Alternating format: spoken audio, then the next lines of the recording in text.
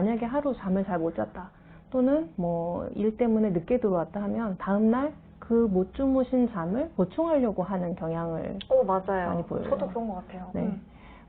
근데 이제 사실 이게 보충을 하면 좋기는 한데요. 그 보충을 해야 된다고 생각을 하기 시작하면 문제가 복잡해지는 거거든요. 아, 그래요? 강박관념 같은 게 생기는 거예요. 잠을 이 정도는 자야 된다. 그래서 내가 이걸 확보하기 위해서 요만큼 낮에 잠을 자고. 근데 이제 우리 몸에는 항상성이라는 게 있어서 부족한 잠은 어떻게든지 보충을 하게 되고, 예를 들면 좋지는 않지만 주중에 잠을 잘 못 자면 주말에 낮잠을 자거나 또 늦게 일어나서 이걸 보충을 하게 되거든요. 그래서 일부러 너무 이제 잠을 못 잤기 때문에 보충해야 된다. 이제 이렇게 생각하면은 잠에 대한 집착이나 강박관념이 생기기 시작하는 거죠. 오히려 그럼 더 못 자지 않나요? 네, 맞습니다. 그죠? 그래서 잠을 자기 전에 보통 이제 생각 같은 걸 많이 하잖아요. 조금 다음 슬라이드에 또 나오는데, 잠을 자기 전에 막 이런저런 생각을 하시게 돼요. 뭐 내일 할 일, 또 맞아요.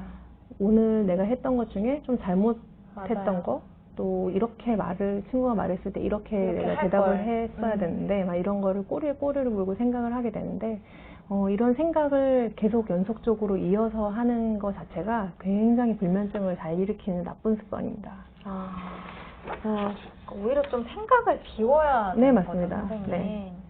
그래서 뭐 예를 들면 완벽주의적인 성향이 있는 분들이 내일 어떤 아침에 뭐 예를 들어서 6시에 일어나가지고 운동을 가야 된다 이렇게 생각하면은 그 시간에 일어나기 위해서 굉장히 긴장을 하게 되는 거죠. 그리고 6시에 일어날 거를 여러 가지 방법으로 준비를 하게 돼요.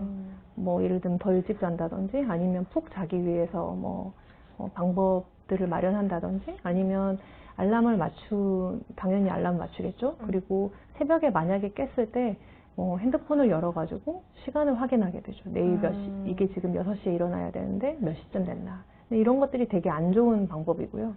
또 불안한 거를, 잠에 대한 강박관념이나 집착을 더 많이 하게 만들어가지고 훨씬 더 잠들기 전에 이제 신체적으로, 그러니까 생각만 그런 게 아니라 몸이 긴장한 상태로 잠을 자게 되는 거거든요. 조금 오히려 각성 상태를 네, 맞습니다. 만드는 거죠. 네네.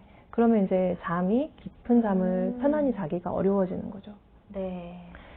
또 이제 여기 윈도우 피리어드라고 되어 있는 건 뭐냐면, 잠을 평상시에 예를 들어서 새벽 2시에 자는 사람이 있다. 그러면 이분은 밤 11시나 10시나 이때는 자기가 힘듭니다. 그러니까 잠들기 전에 몇 시간 잠이 잘 안 오는 시간대가 있어요. 그걸 이제 윈도우라고 그러는데, 우리가 내일 아침에 그럼 일찍 일어나야 되거나 시험이 있어서 평상시보다 일찍 깨야 되면 하필 또 한두 시간 전에 그 윈도우 때 잠을 자려고 막 미리 준비하고 눕게 되거든요. 그러면 또 잠이 안 오게 됩니다. 맞아요. 그래서 잠들기 전에 언와인딩이라고 해서 시계를 이렇게 태엽을 푸는, 그러니까 뭔가 몸에 이완을 시키고 마음을 비우는 그런 시간대가 필요한 거죠. 그렇군요. 근데 지금 질문이 너무 많아가지고 한번 받아보고 가도 될까요? 정말 한번 처음부터 받아볼게요. 네. 지금 김성현 님이, 저는 새벽에 10번은 넘게 깨는 것 같아요. 9시간을 자고 일어나도 푹 잔 것 같지가 않은 느낌에 하루의 시작이 개운하지가 않아요. 마그네슘 영양제 먹으면 도움이 될까요? 라고 질문 주셨네요. 이거는 굉장히 사실 많이 깨시는 거거든요. 보통 이제 불면증이, 잠을 들기 어려운 불면증도 있지만 잠이 유지가 잘 안 되는 불면증이 있는데, 거의 이제 이게 만약에 오래됐다 그러면 만성 불면증이다 이렇게 얘기할 수 있을 정도로 잠의 질이 안 좋은 상황인 거고요. 잠 시간을 그래서 질이 안 좋으니까 양으로 확보를 하려고 하는 거죠. 길게 자려고 하면 할수록 더 이제 중간에 깨는 거는 많아지는 거거든요. 근데 이제 사실은 이런 경우는 수면 클리닉에 오셔야 되는 경우입니다. 그래서 왜 깨는지를 확인을 해가지고, 깨는 이유가 심리적인 거다. 그러면 심리적인 거에 대한 치료를 하고, 만약에 신체적인 문제다. 그러면 신체적인 거에 대해서 또 치료를 해야 됩니다. 그러니까 이 정도면 조금 중증 어느 정도? 라고 판단을 하셔서 꼭 병원에 맞습니다. 가보시면 좋을 것 같습니다.